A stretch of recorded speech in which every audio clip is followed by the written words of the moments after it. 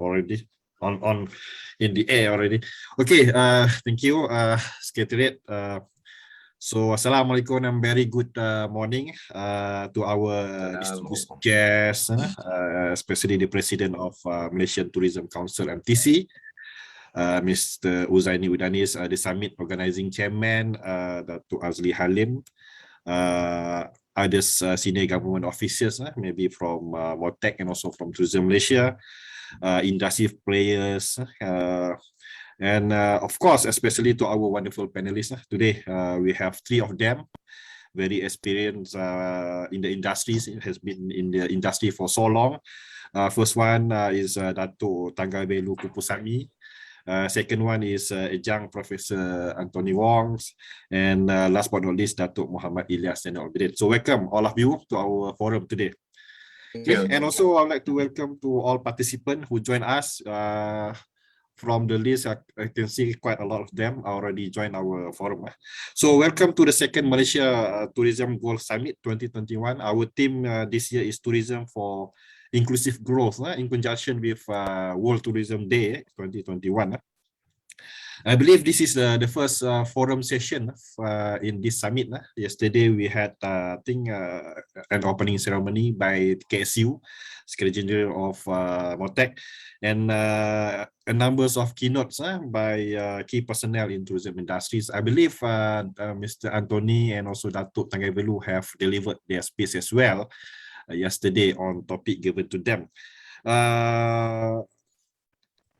Our forum entitled Tourism Restart and Recovery, which is a very vital topic currently, because the government have said they are going to open interstate travel. I think within few weeks time, and as we already know, Langkawi has been the first pilot, what they call it, travel bubble in Malaysia.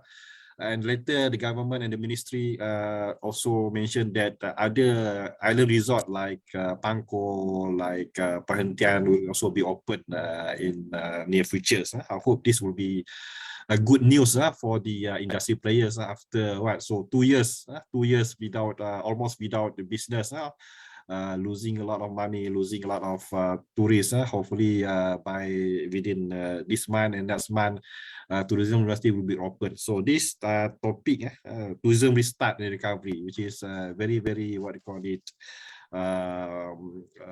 suitable for this time, because we are going to open our tourism, at least local tourism, domestic tourism soon. So before we start our forum, I would like to briefly introduce our panelists today, although I think most of you already know them, because I've seen here, most of you are industry players, some from the college as well. Edwin, I know her from college. First, I would like to introduce Datuk Thanggavellu, who is currently the president of Malaysian Indian Tour Travel Association, MITTA. Welcome, Datuk. He's also currently the director of Grand Lotus travel agencies. Correct me if I'm wrong. This is the information given to me by the organizer. I believe it is correct. Second, I would like to introduce a young professor, Mr. Anthony Wong. He's the owner and CEO of Asian Overland Tourism and Hospitality. He's been with, I think last time you were the young professor with us at UM. I'm still there. I think I'm still there. That's the first time I met you. I think around 2006. You were appointed. Yes, as our, correct. Now I heard you are already with Taylor's, Mr. Ken. No, I've been beginning with Taylor's for 25 years already. Okay. I've about 3 years ago, I was also appointed associate fellow at UKM Lestari in the multidiscipline. I teach in architecture, engineering, also bioengineering. So you are so into education. Thank you for your support and for your contribution to our university as well and other university. Okay.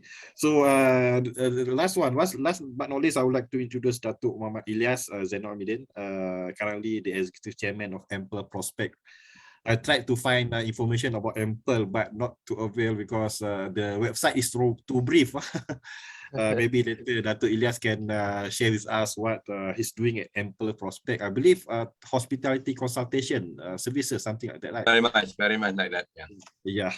So he has vast experience in hospitality industry, including as a former president of Malaysian Association of Hotel MAH, former president of ASEAN Hotel Restaurant Association AHRA, and also the group manager, general manager of the Palma Hotels, among others. Experience. So I guess I'm going to start the first question, I think, dedicated to maybe Datuk Thanggavellu, and also Mr. Anthony Wong may be able to chip in later. During these 2 years, as we know, the borders are closed, even interstate travel on and off, meaning that tourism industry is in a bad shape.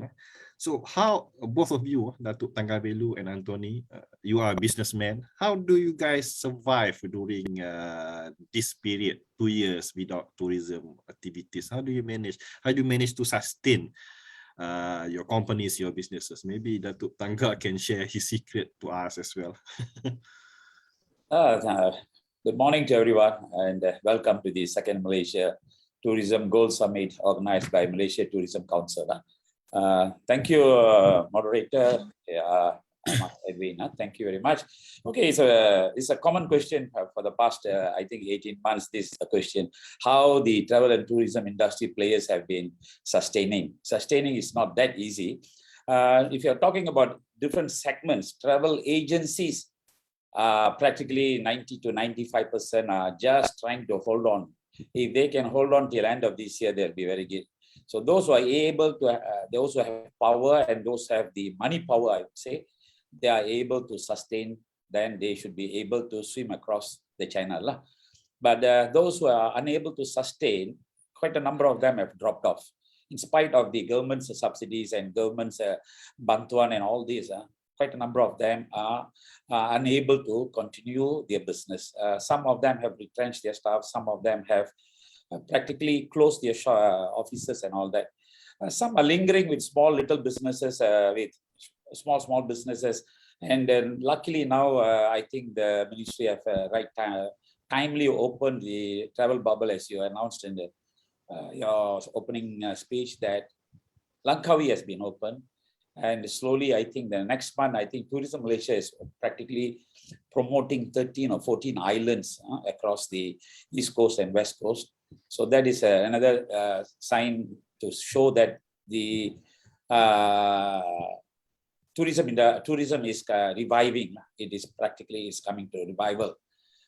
To how we are surviving at the moment, it is like having bits and bits here, little bit here. Those who are able to do a little bit of flight tickets, little bit of travel within this district and within the state, they are traveling. Apart from that, I think overall the tourism industry is at the moment in the doom.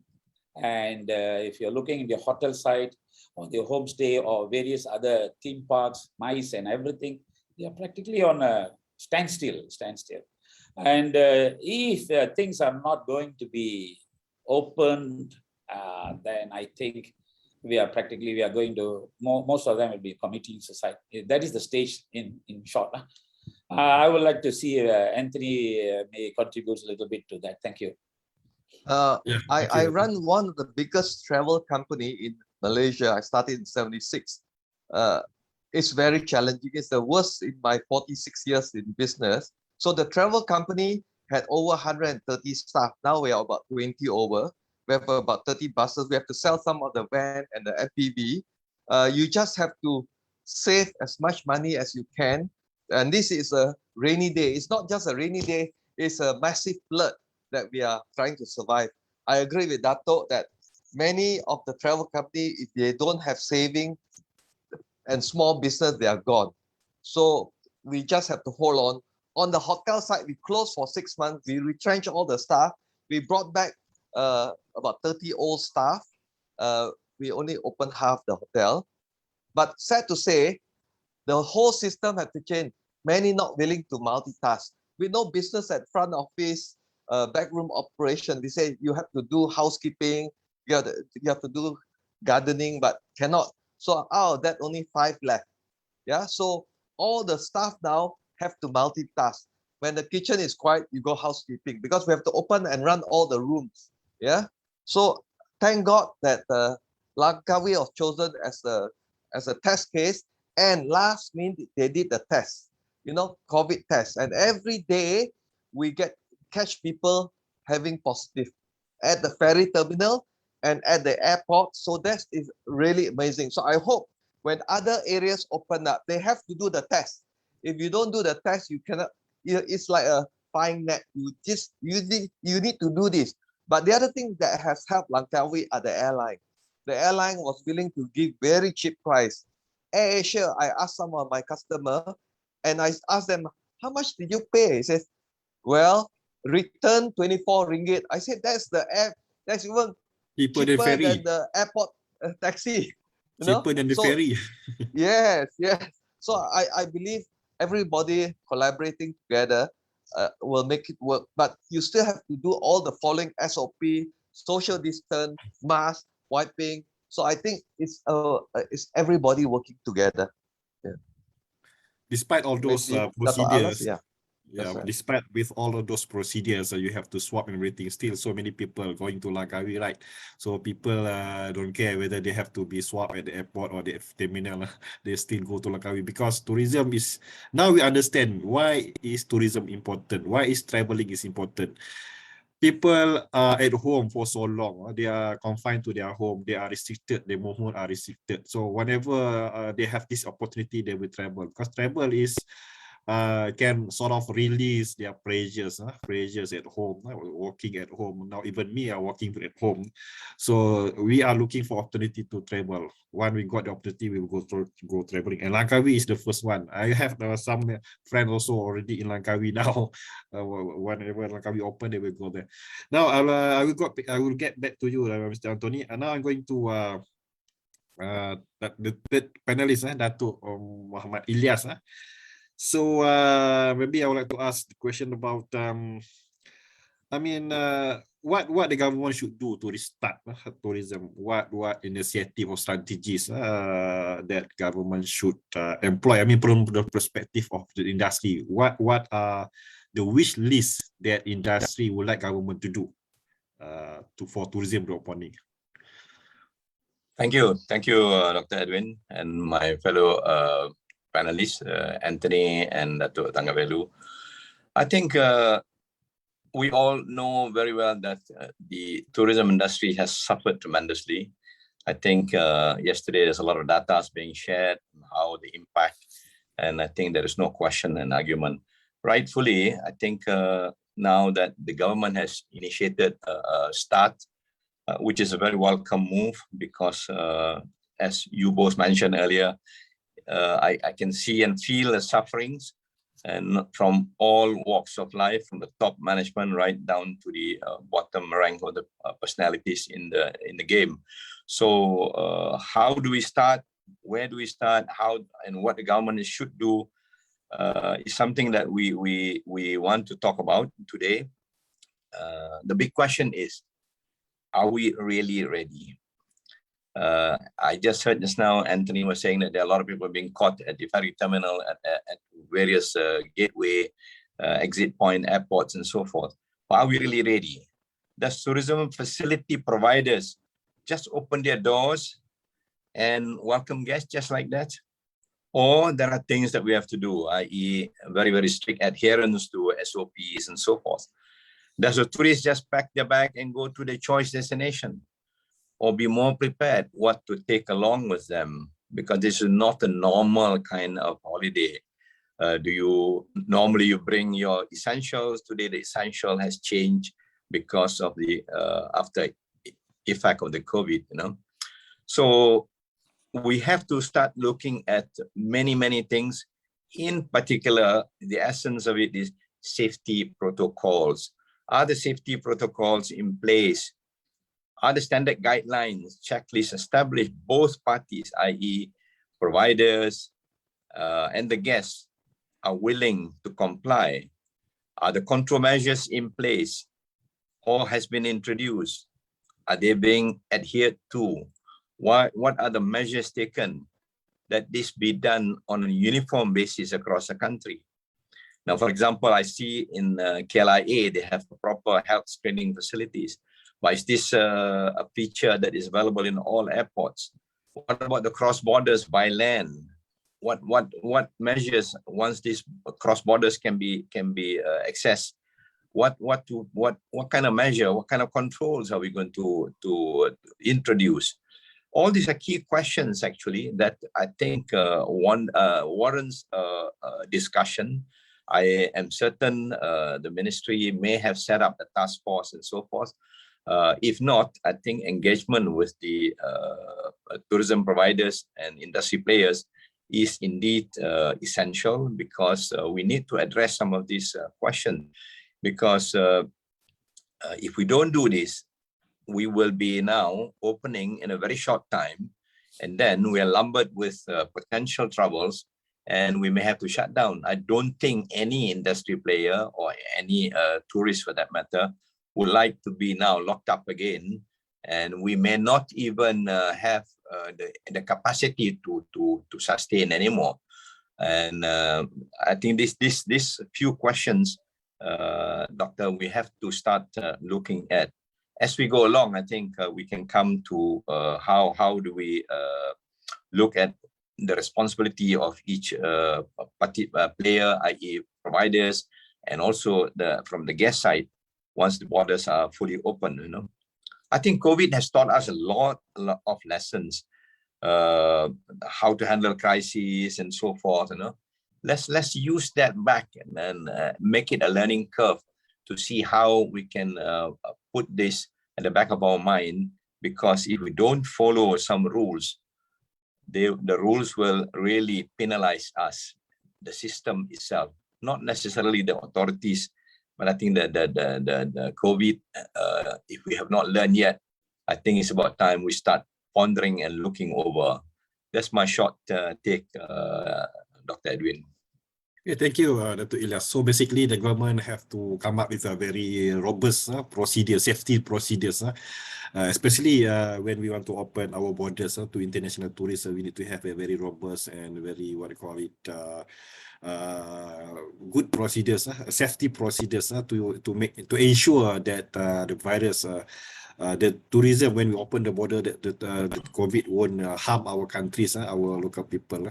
So that's the thing that government should be highlighting, safety procedures. But do you think that is it safe to open Malaysia for international tourists this year? Should government want to open? If you ask me, indeed, it will be safe if provided everything is put in place correctly. Because you can see other countries, developed countries like UK, Europe, and so on, they are opening gradually. And even in London, some of my family members were there, and we can see them not wearing even masks. They're quite free roaming around. Whether it is the safety guidelines compromise, or people are becoming more confident because the system is so tight that everybody has been screened properly, then if that's the case, I think Malaysia is no different. We should welcome the international traffic, because the international traffic basically contribute to a very large portion of percentage of the tourism for this country. I mean, we all know that Malaysia is a most popular destination, and keeping it closed permanently like this will not augur well for both of us, the economy and the tourism players. Yes, hopefully government will decide to open our borders in the near futures. Otherwise, the industry, I don't think industry can survive beyond 2 years, right? Without business. Now, I would like to go back to Datuk Thanggavellu. As what we heard, in near futures, tourism will be open. Now we have already opened Langkawi, and we will be opening a few more local destinations, and maybe earlier next year, not sure, maybe we open for international. So what would be the challenges facing the tourism businesses when government when government decided to reopen the borders for tourism? What will be challenges? I mean, is it staff, or is it financial issues when you want to restart, you want to get back to your business, reopen your business? Thank you, Doctor. I think our subject is today also, first we have to restart, then after that recovery, then responsibility and sustainability. All these works hand in hand, one after one. So restarting tourism at both the local and the global level, The crisis we have faced up to together has shown the importance of making the right decisions. We have to make the right decision at the right time, as Dato Ilyas have said. We have to, if we do not make the right decision is not only from the operators or travel operators or hotel owners or anybody. It is the decision from the top, from the government all the way. It can be a Ministry of Health, Ministry of Defense, Ministry of Tourism. So their decision is very important. If they make a wrong decision, the whole thing will collapse. So first thing, they have to make the right decision. And the time has come to restart tourism. Research shows that several countries around the world already started to ease the restrictions on travel. So at the same time, government and the private sector have to work together to restore confidence, build and trust. This is essential foundations for recovery.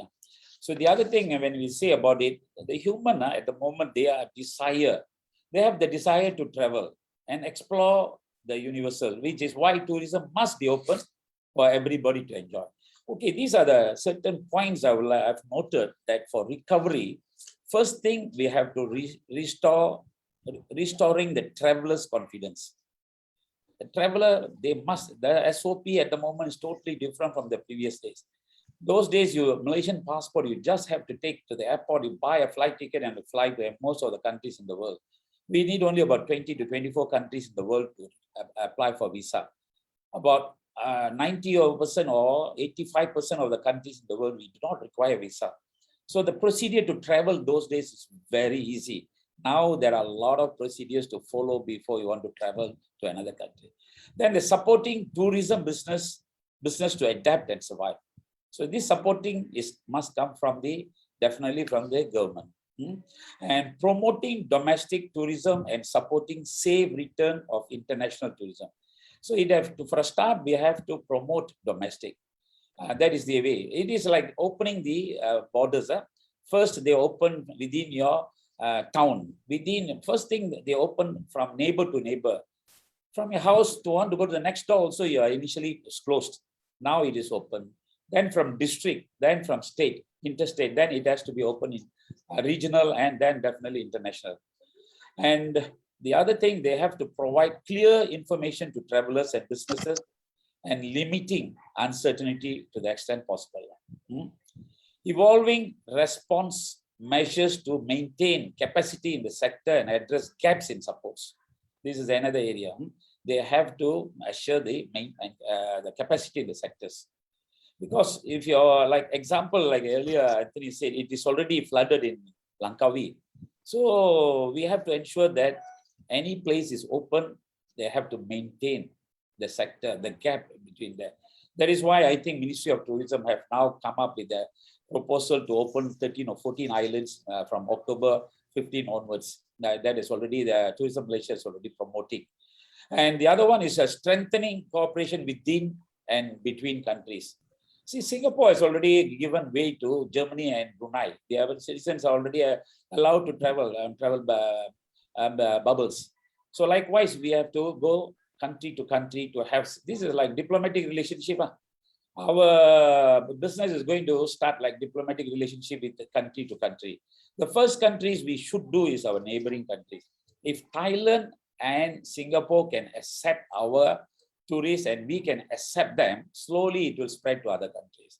If these two neighboring countries, if they don't accept, I think that will be a big challenge. So we have to convince Singapore and Thailand first to accept our travelers or tourists. Likewise, we should be able to accept their tourists, or provided they are willing to give permission to exit their citizens to Malaysia. And lastly, we have to definitely, the subject also today is about responsibility and sustainability. We have to build more resilient and sustainable tourism. Thank you. Okay, thank you, Dato. I believe you have very good ideas and good input from what you said. We should go for bilateral travel bubble or regional travel bubble. as suggested as well by some expert. I mean, we can start with Southeast Asian countries, regional bubble, travel bubble, at least, so that Indonesian can come to Malaysia, and Malaysian can come to can go to Indonesia, things like that. At least it is good for both regional tourism industries, hotel industry as well. So I think I go back to I would like to go back to Mr. Anthony. Just now you are mentioning about multitasking. Staff are reluctant to do multitasking because of you cannot hire so many staff to do specialized job. You have to only hire maybe certain numbers of staff, but they had to do multitasking jobs. But they are reluctant to do that. So what will be the how to solve that kind of issues? Okay, Dato mentioned also about sustainability. Can I do my slideshow of 15 minutes? It's No a problem. combination of many things so that we will be more sustainable. And in the hotel operation, we have to relook at how we're going to operate in now this post-COVID period to be more sustainable. Yeah. Okay. Why not? I just can received a I- message from organizer to allow you to Yeah, I share mean, some slide they on have- sustainability. Yes, this Yeah, morning. they have my slide now. I'm not sure whether they have got it now. Where's Lisa? Okay. Lisa just now. Okay. Okay then. Yeah, thank you. Yeah. So because Frangipani used to be a 4-star, now we have less service because the spa operator not operating. We have manned the front office with less people and a smaller menu. So we call ourselves a 3.5 star. Better to play safe. Okay, now next slide. Sorry, can you go second slide? Okay, so now we have grown more fruit trees. We get about a ton of papaya, and our walkway we also plant food, edible landscape, and of course we don't throw any of the bottles away. We embed it in our rooms, and also we use more natural light. Everything to save money. Next. Now, we are probably the only star-rated resort that has an organic farm. We have about an acre, and so for the last 16 years, we are now doing farm to table. So it's because we save money and it's very healthy. Yeah. Next.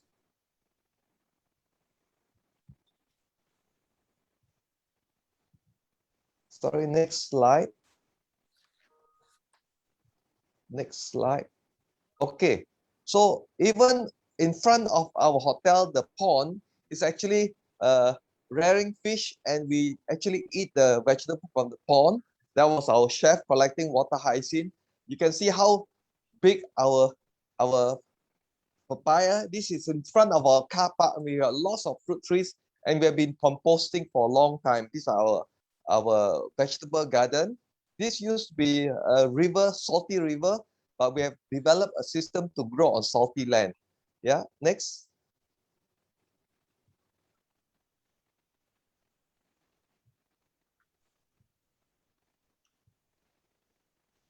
So moringa is one of the superfood.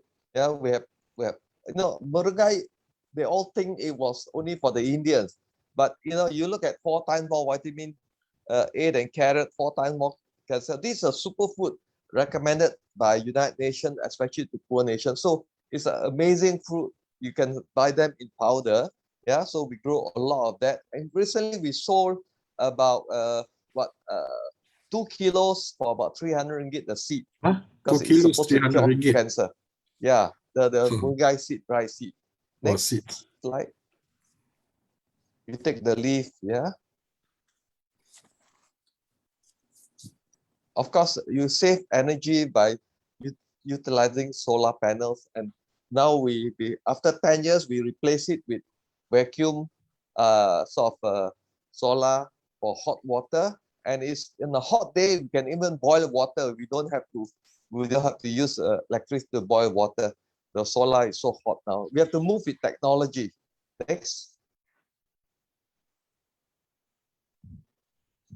Yeah, of course, LED light is a no you know, you just have to reduce. And also we have spotlight using solar lighting also. Next.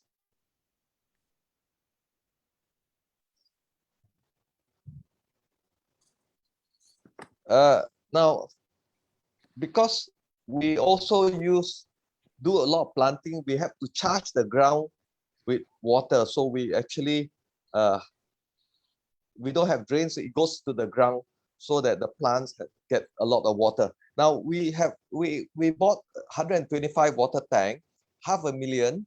We save in the peak period, we save about 8 to 12,000 ringgit. Yeah, 300,000. We get it back in initially 8 years, but water rate went up 40% of the first 5 years, and we got it back in 6.5 years. It's already 16 years. So you have to think long term. Yeah. Next.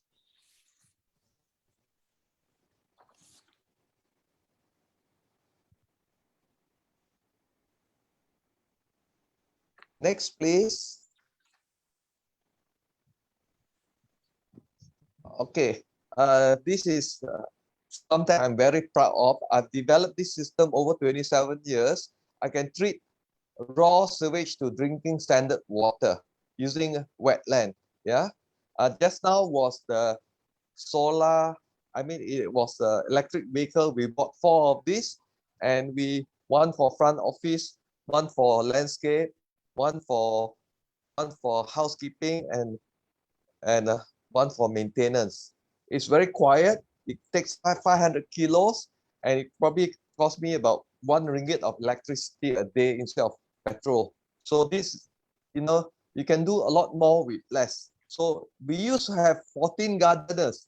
Now I have 2 because they can work fast. They carry, you know, things around. So we need to relook at everything. Yeah. Next. We are also talking about sustainability and climate change. So this is our wetland, and our farm behind is 1 acre. We can treat raw sewage to drinking water standard in 3 days.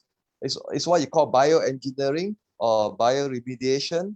So I developed this system. It's you know, almost 30 years, but the government has given approval for treating polluted water August 10, 2017. I developed this system in 1991 in Gombak in my small hotel. Now you can see black soldier fly.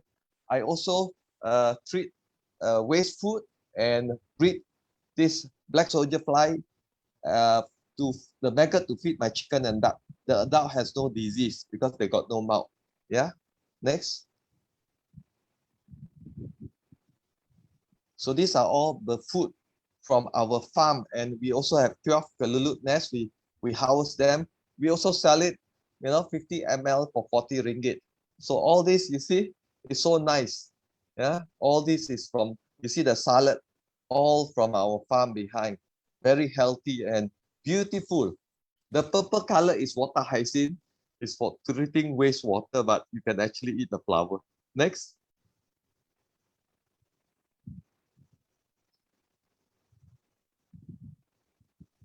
So we always make use of everything. Multitasking, the guards now, they also sweep the garden. And we have developed the old linen. We actually use it for farm to keep the weed away. Yeah, everybody multitask now. Main complaint in hotel is housekeeping. So everybody does housekeeping, from F&B, from kitchen, you know, from gardening. So everybody do housekeeping, because when the hotel is busy, they will always complain, why my room not clean, why it's dirty. So everybody goes into housekeeping. So that's how you reduce your staff. Yeah. Next. Even accounts. So we have also developed another system, because we have this rainy season in Langkawi. It's like in Thailand. Every week I have to do fogging. Now I don't need fogging. Cost me 380 ringgit. Now I do it for 50 ringgit, including labor.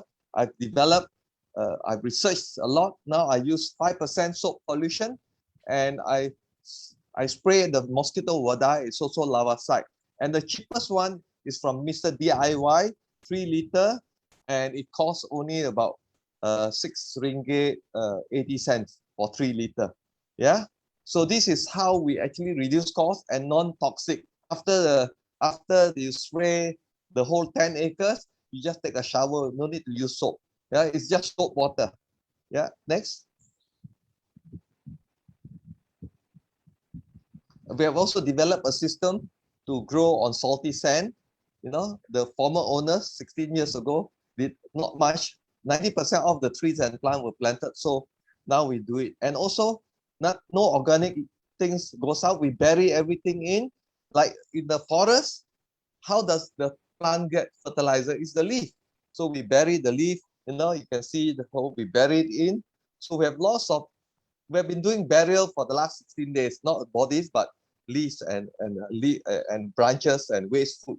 So we bury to enrich our soil. So only when you have good soil, you have healthy plants. And when you have healthy plants, you have less diseases. Disease only attack weak plants. So that's what we do. Yeah, next.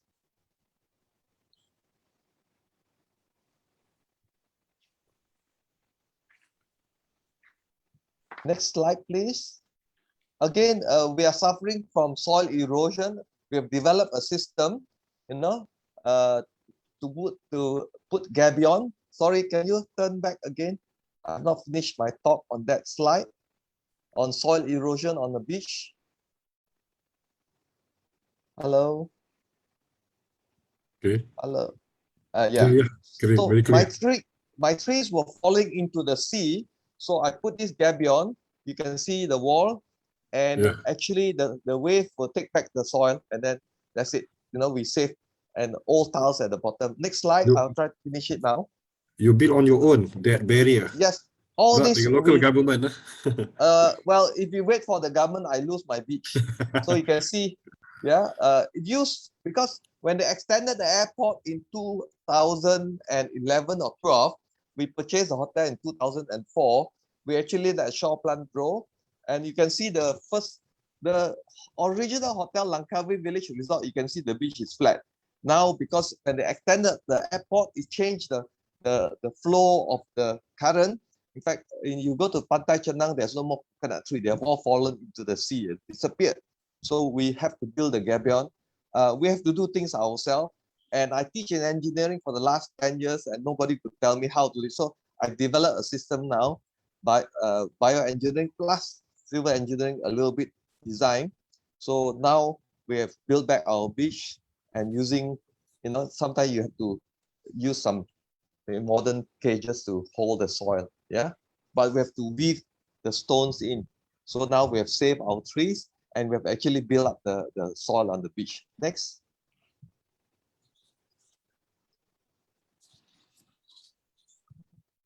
Yeah. Next slide. I think we have gone back. Yeah.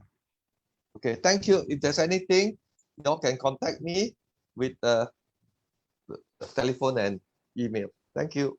Yeah, thank you, Mr. Anthony. A very interesting presentation just now, because I think you can be the expert on what green resort or green hotel in Malaysia. I know you have done so many things, even planting trees and vegetable on the beach, which is I thought it is impossible because it is full of sand, but you can grow trees on that, which is something. Yeah, I've been teaching in MA for the last 10 years. Normally 4 courses all over the country on how to be greener. Yeah, MA has played a very important to encourage hoteliers to go more sustainable. Okay, Datuk Ilyas, yesterday we had this, what I call it, Rancangan Malaysia ke-12, the 12 Malaysian plan has been delivered by the Prime Ministers. Among the focus is on what they call it, sustainability, green technologies. So many focus, so much focus on green technologies.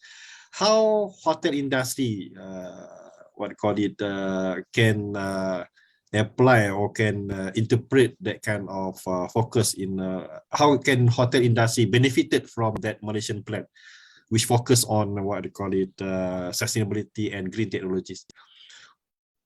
I think what Anthony has done is something it should be followed, and I think he has taken a very bold step in making the lead in these things to convert from a conventional hotel immediately into a green technology it's a process that will have to take over a period of time. But in my own work, where I do consultation for new hotel development and so forth, definitely that will be one of the key agenda that to be introduced alongside with the existing ones. What we saw on the slides earlier, i.e. use of solar, electric vehicles, LED and whatnot.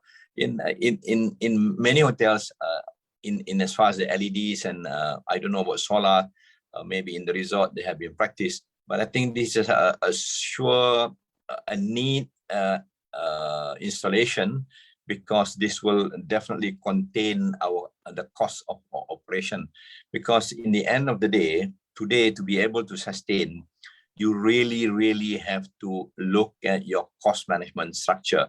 So what better way than to look in both aspects? One is the saving of the actual cost, and the other is saving the environment, which is a biggest challenge currently. So I would encourage everybody to take a look and move along, although it is going to be a slower process. But I think let's start. Like Anthony said, he started this way back, 20, 30 years ago. And today, it has just bloomed. I think there's a lot of learning to be done. Like rainwater harvesting, green technology, and so forth. I fully support that idea and would encourage my fellow hoteliers to look at it. And definitely in any of the new installations that we are designing, definitely this will be a must point to be included. Yeah, thank you, Dato. You as consultant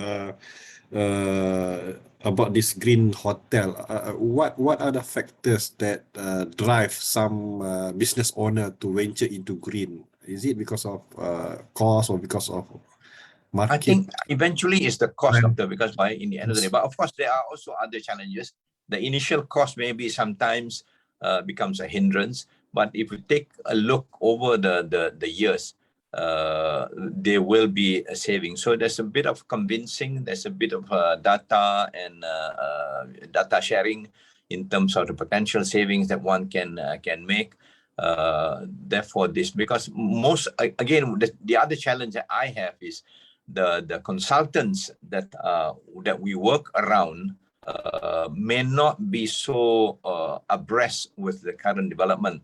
There are people who are good at GBI and so forth, but not necessarily everybody, and in particular in the hotel sector, because they are not too focused on that. So my role here is to start sharing data and sharing the facts, how this will impact on the overall cost of operation, because cost of operation is the main killer in the hotel. One is the energy, among other things, which is the biggest contributor to the profits. So if we can save this, definitely will be a help. I mean, nobody knows what COVID has done. It almost wiped out all of us. But if we are prepared, I think people like Anthony, who is a little bit more prepared, has managed to contain things in a much better, whilst we suffered. But maybe not so tremendous as those who have not embraced such a system. Can I add on to explain how? Yeah, now our government give incentive when you implement solar panels and solar electric and rainwater houses. They do give incentive. Yeah, so actually we have saved 50% energy compared to when we started in 2004. It takes a long time. Dato Ilyas is correct. You know, when you have got solar panel, you do a write back on about 8 years. So you have to think the long term. Now, it's to convince the owners. It may cost you 10%, 50% more expensive in the overall cost, but if you work on the long term, you get it back. So it's not easy for general manager and consultant. You have to convince the owners. And we are happy that Panellist University, the owner came, Dato.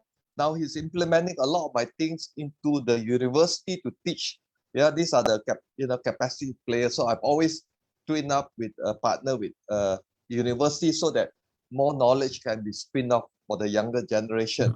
So I it believe is I believe I believe university should have one subject on this topic, green technologies in tourism and hospitality. right. That's a great topic.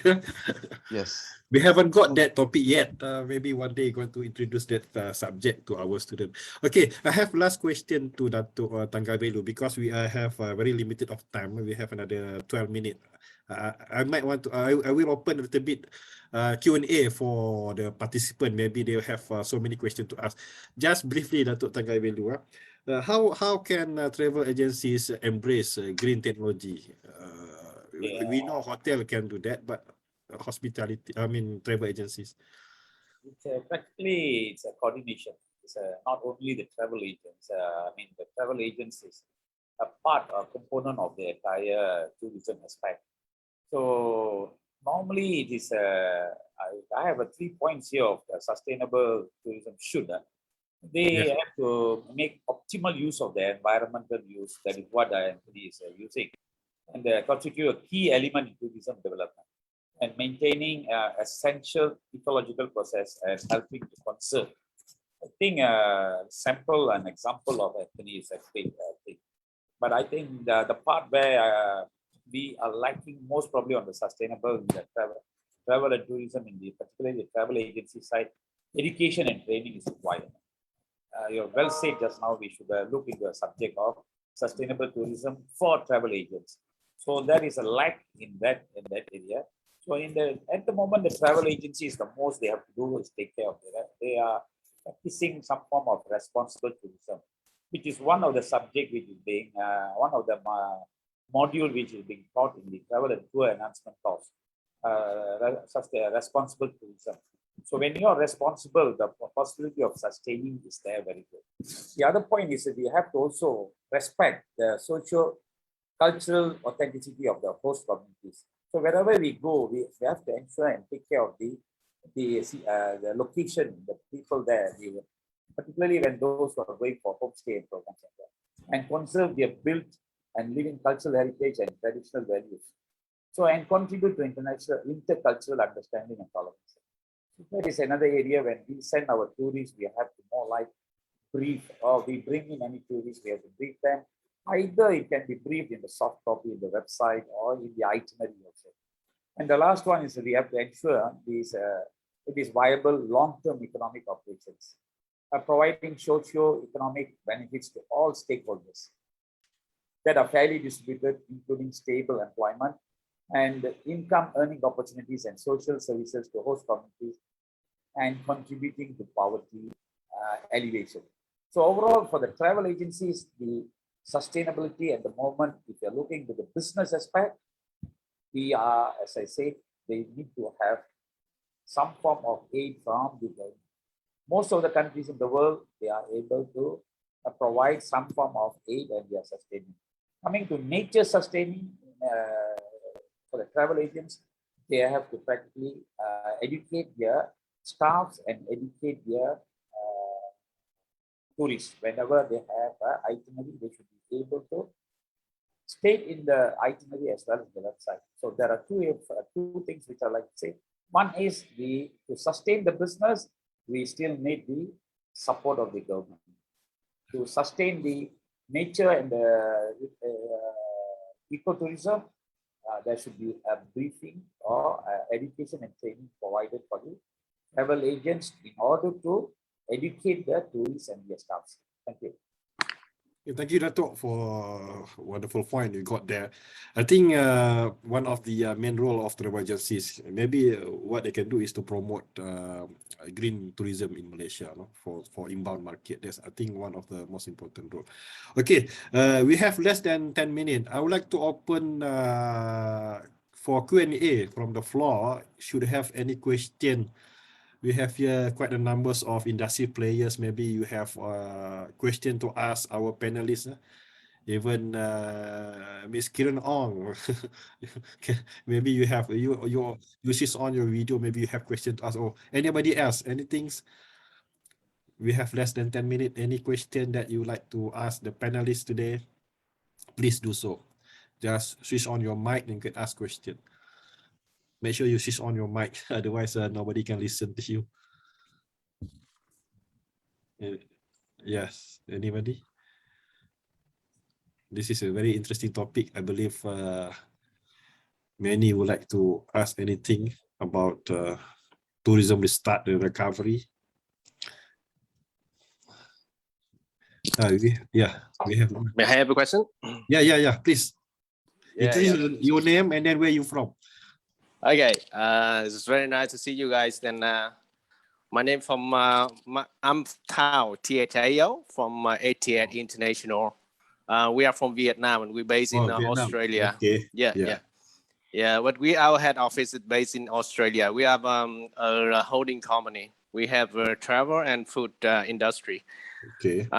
Yeah, I'm very impressed with what you guys doing today, and Mr.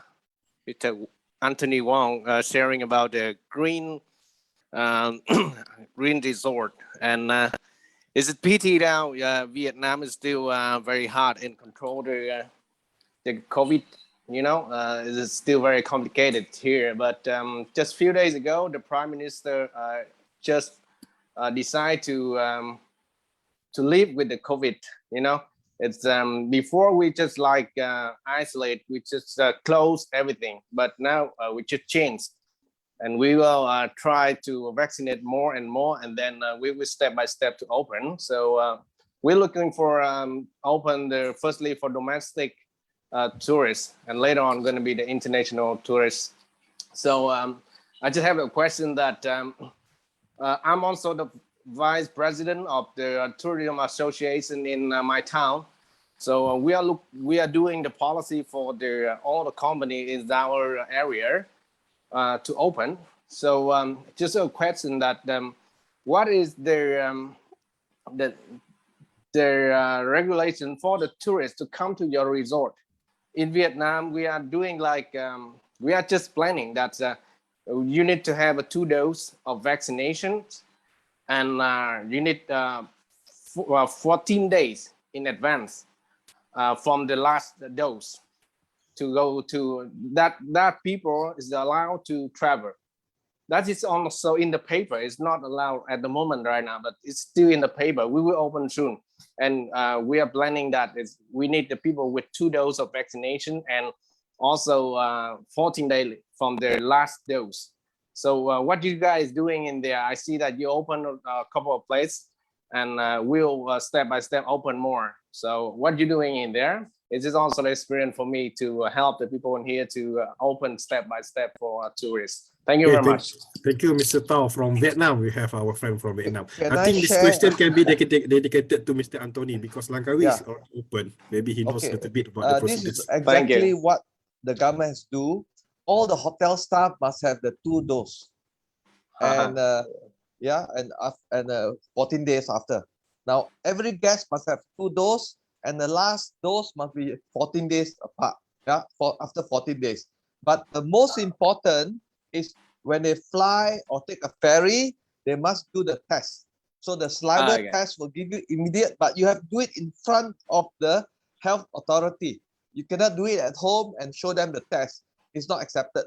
Yeah. So this is something which is a must. And then that's where we catch a lot of cases at the airport and in the ferry. Not a lot, 2 to 3, 4 cases a day. So this helps tremendously in opening up the destination.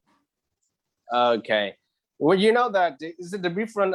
The difficult in Vietnam is I read in the paper right now. I read on the news now. You have more than 90% of people from 18 years or over already vaccinated. But Vietnam on the island, is 90% already vaccinated. Yeah. So that helps tremendously. That is very helpful. But in Vietnam, we are very low. You know, this is a problem. That for example, in the area where we're living now, it's just only more than 10% people already have 2 doses of vaccination. That is only 10% of 2 doses. The government need to work harder. I believe Malaysia we have achieved 60% 2 doses, right? So we are targeting to achieve 80% soon, so that we can open our borders. Okay, thank you so much, Mr. Tao. Miss Kuruin, so I'm so sorry I cannot allow you to ask questions. So sorry, because I got the signal from the organizer. We have to stop our session because they're going to restart another one. So sorry so much, Miss Kuruin on. 1 minute? 1 minute can, maybe. Yeah. Okay. Well, Just first, short. I should say thank you to the panel. It is very interesting and an eye-opener for everybody who is here in Malaysia and from other parts of the world in this conference today. Now, the pandemic has taught all of us a very good lesson, and we have to learn how to sustain in our business through this pandemic because it has not over yet. So what I did was, like Mr. Anthony Wong, I have seen and I've heard of him, even though I have not contacted him. He has done a lot of multitasking, even, personally does a lot of job in his cottage. So, well, in my office here, in my college here, Travex International College, same thing. I will even, make sure I clean my own office. I think it's time that we cannot depend on anybody. We have to save a lot of costs. Multitasking is very important, how to save costs. And at the same time, also in the pandemic now, all businesses, we must collaborate with everybody. Anybody who can work along with you as a partner, let them earn, never mind. Even the students who come into me, I also let them enjoy with very, very low cost fees. And at the same time, also they help me to bring in students. So this is how I think that is the best way that, everybody must learn how to continue through this pandemic, because by looking into it, it will move on even until end of next year. Okay, thank so you, we Miss. all work very hard. So thank you so Miss. much. Thank you, Ms. Kiran, on for your thought. Okay, so I'm sorry, the panelists cannot respond because I already got second warning by the stop. Okay, so we have come to the end of our session. So I'm afraid the time is not on our side. 1 hour, I believe, not enough. So thank you again to our wonderful panelists, Datuk Thanggavellu, Adjunct Professor Anthony Wong, and also Datuk Mohd Ilyas, for sharing your thought throughout the forum about how we should go about on tourism restart and recoveries. So before I forget, I would like to express my special thanks and congratulations to MTC, especially its presidents and organizing chairman, for making this summit a reality. So thank you all of you. Goodbye. Okay, see you guys again. We have another session just after this at 11. It's already Thank you. now 11. Okay. Thank you. Thank you.